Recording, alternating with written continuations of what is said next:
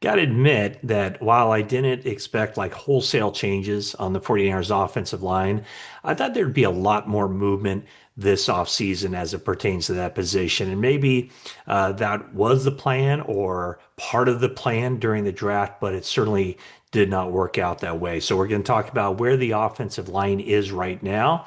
And I would say to you that remember last year what it looked like? It's going to look very similar this year with only one change as I see it on the offensive line.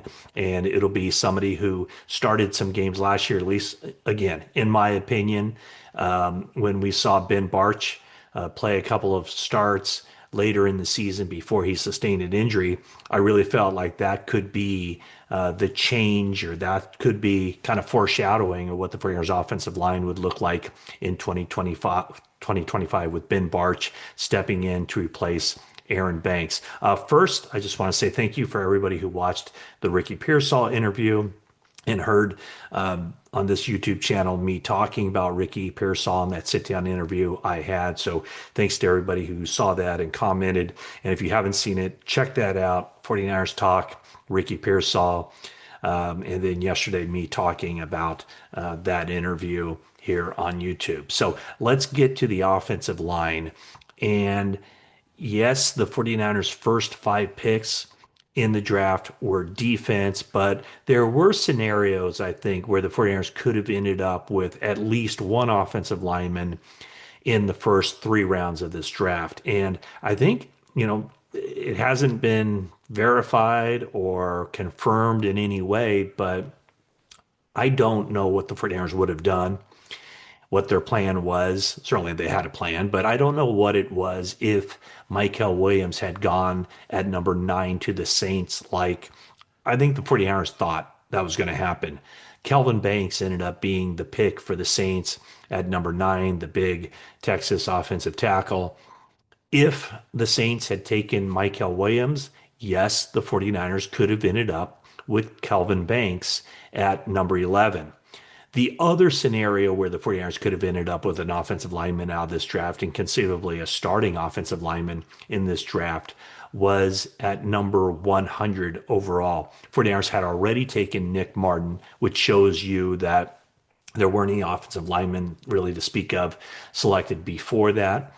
So I do think that Nick Martin was somebody that they absolutely identified as a linebacker that they wanted, perhaps needed in this draft. But at number 100, where the 49ers ended up taking Upton Stout, the nickelback, right before that, the Las Vegas Raiders selected Caleb Rogers from Texas Tech. I think the 49ers would have selected him. He played left tackle, he played right tackle at Texas Tech, and he projects more as a guard, and he is a really good athlete. So I think if the Vegas Raiders had not selected Caleb Rogers, that he would have been the 49ers selection there and maybe penciled in to be a starter for the 49ers this season at left guard potentially, or at least compete for that starting job. And then right after that, the Raiders had back-to-back picks at 98 and 99.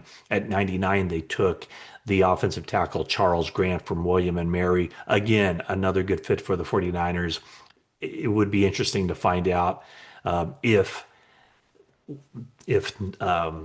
only one of those guys or neither of those guys had been selected, who the 49ers would have taken at number 11, but they ended up with Upton Stout. So the result of that is that the 49ers offensive line right now looks very similar to what it looked like at the end of last season. So Aaron Banks signs the big money contract, huge deal from the Green Bay Packers. I don't think the 49ers were ever even in consideration to give him that kind of money.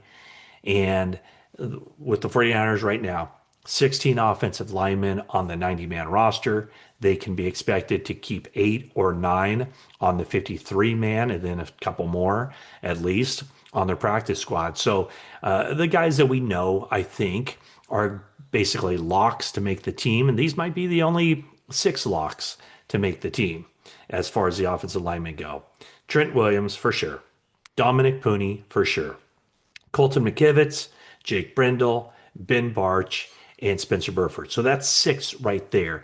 And I do think that Barch is the guy that I've seen taking the first team reps. I think he's very clearly the front runner to take over at left guard for Aaron Banks. And I think the other four positions on the offensive line are basically lock it, seal it. It'll be Trent Williams at left tackle. It'll be Dominic Puni at right guard. It'll be Colton McKivitz at right tackle. It'll be Jake Brindle at center. And then I do believe that Barch is going to be the guy end up winning that job at left guard. All signs pointing in that direction. Spencer Burford, potentially the swing tackle for the 49ers, which is really interesting because during the Super Bowl year, the first half of the Super Bowl year, he was the 49ers starting right guard, ended up losing his job to John Feliciano. And then in the Super Bowl, pressed into action. And I think that blown assignment that he had in that big third down play where he let Chris Jones just kind of slide right through without being blocked at all. I think that really had a big impact on his standing with the 49ers and maybe how they view his reliability. So the other guys who are very much in the mix for roster spots, let's start off with the established veteran who's coming in. And I'd say established um, because he has been in the league. 49ers signed him after the DJ Humphries deal fell through. DJ Humphries now with the Rams. But the 49ers brought in Andre Dillard to be an offensive tackle, perhaps a swing tackle candidate. So Dillard will be competing for a roster spot, and all these other guys are competing for a roster spot as well. Four guys who are with the team last year and who remain on the team. Austin Pleasance joined the team late. He's a swing tackle possibility. Nick Zakelj is somebody who could compete at left guard with Ben Barch. You have Drake Nugent trying to win a spot as a center, and then Isaac Alarcon, who will serve a suspension for a violation of the league's PEDs policy. So Alarcon, very much a long shot. The other guys are in the mix. Also in the mix, and I guess I should put in the returning guys, these three, but they never saw action for the 49ers last season and joined them mid-year. Matt Hennessy is a guard center player who has a definite chance of making the 53-man roster. Zach Johnson comes over. He's kind of bounced around the league a little bit. And then Sebastian Gutierrez. So those guys are competing for roster spots wide open, how this thing's going to shake out. I guess I would put Nick Zakelj kind of in the forefront of that second group of guys who looks to be in okay position heading into training camp to win a roster spot. And then the draft pick. It's Colby Connor from Iowa, seventh round draft pick. He's 6'5", 310 pounds, was a first team All Big Ten selection at Iowa at right guard. He also played left guard and right tackle in college, but he seems to be very well suited for the 49ers zone blocking scheme. And he saw a lot of action during the offseason program at right guard. So he's somebody that will certainly have a chance to make the team and maybe even serve as a backup to Dominic Puni. But Puni is a guy I don't want to kind of gloss over him. Trent Williams, of course, getting up there in age now. It's pretty much monitor where he is every year, but he says he wants to continue playing. We'll see just how effective he can continue to be as he bounces back from the injury, the ankle injury last year that sidelined him for a good portion of the season. But Puni is the guy, when you look at it, if he can take another step forward, and there's no reason to think he can't, he could start to establish himself around the league as one of the top guards in the NFL. Colton McKivitz had a better year last year than he did the year before, and he enters his contract year, and he's going to be interesting to watch because we saw how Aaron Banks got paid. We saw how Jalen Moore, the swing tackle for the 49ers, got paid. Teams pay offensive linemen because there are just so few of them out there. And so McKivitz could establish himself. I don't think he's going to give, or his representation's going to give the 49ers a huge break at this point to sign him to an extension before the start of the season. But with a strong season, McKivitz could price himself out of the 49ers market. And then Brendel is somebody that I don't think had a great year last season, but in the 49ers estimation, still much better option than any of the other offensive linemen centers who could slide in there. So that's why I think Brendel's going to be a starter, McKivitz and Pooney and Williams, and then the one competition at left guard with Ben Barch, I think right now kind of establishing himself as a favorite. So the draft pick is Connor Colby, who steps in to win a roster spot, and then one undrafted guy. And I think this guy projects more as a center. He did play the right side, a little bit of right tackle, but mostly right guard at Colorado State. That's Drew Moss. The reason he projects as a center is just he has shorter arms on his 6'3", 303-pound frame.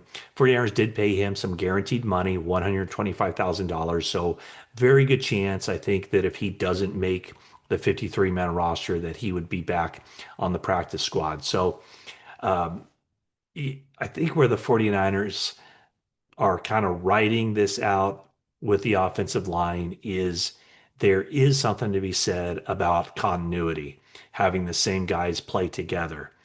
Will the 49ers offensive line be better than it was last season? It should be, as long as Trent Williams is out there playing on a weekly basis. He makes the 49ers offensive line better, obviously. But what also makes the 49ers offensive line better is Christian McCaffrey.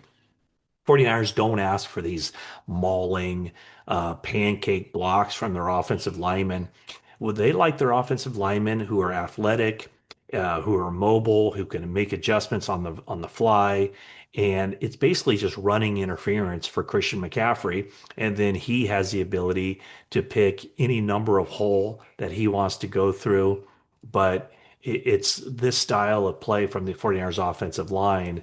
That's why not just any player that the 49ers identify in the draft can just fit right into the 49ers offensive line. So it's a special type of player, but there's no question with Brock Purdy getting the ball out of his hands quicker, getting it either the first read to his guys down the field or making those pre-snap adjustments to let the ball fly, but also having that safety valve, not just Christian McCaffrey helping the 49ers offensive line in the running game, but Christian McCaffrey helping Brock Purdy and the offensive line in the passing game to hit those quick checkdowns and still make positive plays. So 49ers offensive line, uh, is it a reason for concern this season?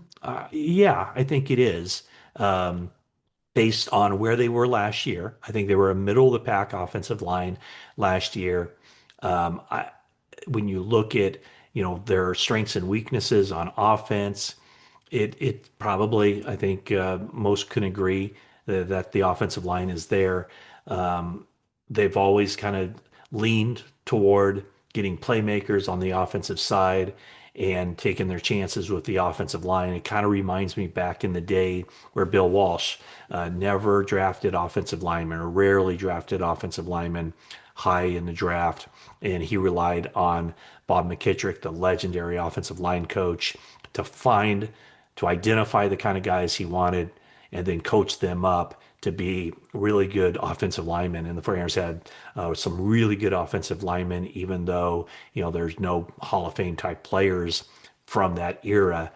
Certainly a lot of Hall of Fame type of playmakers from that era. And so Chris Furster also kind of subscribes to that theory of if in doubt, take the playmaker over the offensive lineman unless it's a really good offensive lineman in the first round, kind of a generational talent that they're looking for.